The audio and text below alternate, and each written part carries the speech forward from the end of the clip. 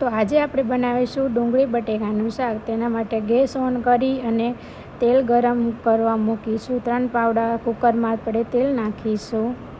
તો દર્શક મિત્રો, સ્વાગત છે તમારું મારી યુટ્યુબ ચેનલમાં। તો તેલ ગરમ થઈ રહ્યું છે, તેમાં આપણે હવે રાઈ નાખીશું। રાઈ તતડી જાય ત્યારબાદ આપણે તેમાં જીરું નાખીશું।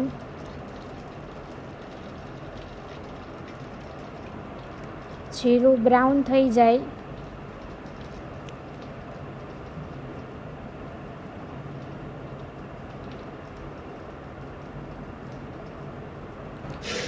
ડ્રાય જીરું લાલ થઈ જાય ત્યારબાદ તેમાં આપણે ડુંગળી બટેકા નાખી અને તેને સાતડીશું।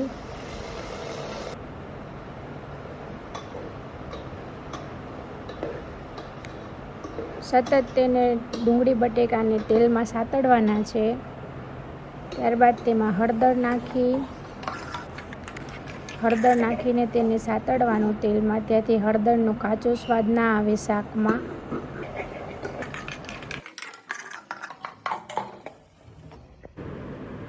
ત્યારબાદ તેમાં ટમાટર નાખી અને તેને તેલમાં સાતડવાના।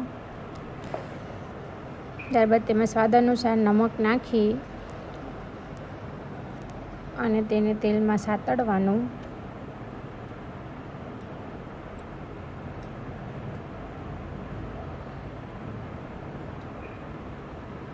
ત્યારબાદ તેમાં ધાણા જીરું પાવડર, ગરમ મસાલો પાવડર નાખી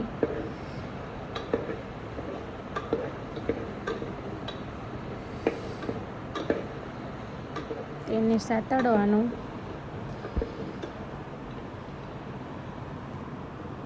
ત્યારબાદ તેમાં ધાણા જીરું પાવડર અને મરચું પાવડર નાખી અને તેને તેલમાં સાતડવાનું।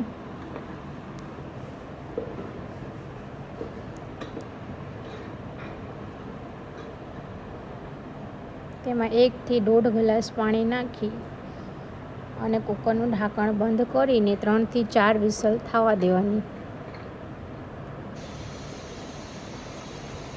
તો 3 થી 4 વિસલ થઈ ગઈ છે ફ્રેન્ડ્સ। તો તમે જોઈ શકો છો, છાશ, ડુંગળી બટેકાનું શાક, લસણની ચટણી, ડુંગળી અને બાજરાનો રોટલો। તો તમે પણ ઘરે આ રેસીપી જરૂરથી ટ્રાય કરજો અને આ વિડીયો ગમ્યો હોય તમને તો like, share and subscribe. Bye bye.